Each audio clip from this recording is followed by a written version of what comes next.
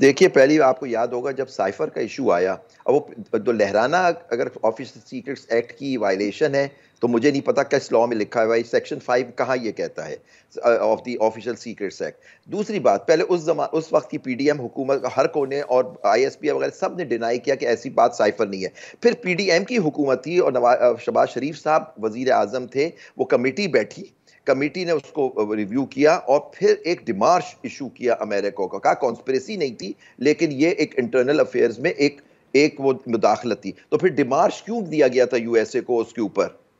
तो देखिए ना, मतलब कि आप पहले तो कहते रहे साइफर है ही नहीं, झूठ मबनी, ये अपने आप की गवर्नमेंट बचाने के लिए उसके लिए वो कर रहे हैं। अच्छा ठीक है, आज साइफर का फैसला आ गया, दैट मीन साइफर था, तो उस वक्त जो बात की गई वो गलत थी, डिमार्श दिया गया वो गलत था। तो फिर ये मतलब कहाँ, ये मुझे अशरफ बड़े मेरे बड़े भाई हैं, बहुत मोहतरम, मैं इनकी बड़ी इज्जत करता हूँ और ये जानते भी हैं इस बात को। तो ये मुझे बताएं कि उसमें सेक्शन 5 की वायलेशन किस किस तरह से हुई उस केस में? चले वो हुई, वो मेरिट्स की बात है, सर मैं लेकिन जिस तरह से एक अर्ज, ठीक है, ठीक जुबैरी साहब, मेरे पास चूंकि टाइम कम है ना, तो एटलीस्ट इस एक पॉइंट का मैं अशतर साहब से आपके सामने जवाब ले लूं। अशतर साहब, सेक्शन 5 मतलब लहराने पे कैसे लग सकता है, ये सवाल है आबिद जुबैरी साहब का। बात लहराने की नहीं है, और वो तो सिर्फ वो एक वाकया है जिसको किसी ने झुटलाया। तो असल पॉइंट क्या है? वैसे ना आबिद जुबैरी साहब इसमें डिफेंस की काउंसिल है, ना प्रोसिक्यूशन का वकील हूँ, हम दोनों सिर्फ अपना ओपिनियन दे रहे हैं। सर वो हम अपने ऑडियंस के लिए थैंक्स, आप दोनों का बड़ा कीमती टाइम आपने आज हमें दिया। जी सर बोलिए। मैं जल्दी से अर्ज कर दूं, यहाँ तो बहुत तूफान आया, जल्दी से अर्ज कर दूं।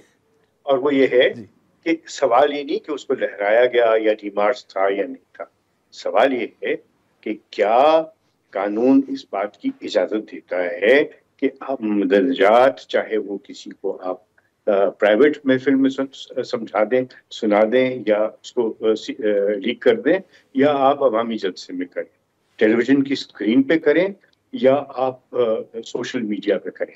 दैट इज द क्वेश्चन कि क्या, अब मुझे बताइए कितने साइफर्स का जिक्र होता है।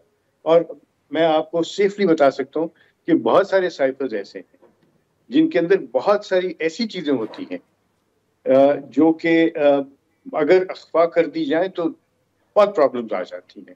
लेकिन कभी आपने सुना किसी भी प्राइम मिनिस्टर को या किसी मिनिस्टर को कि ये साइफर आया था उसके बाद ये सारी बातें? देखिए, ऐसा होता नहीं है।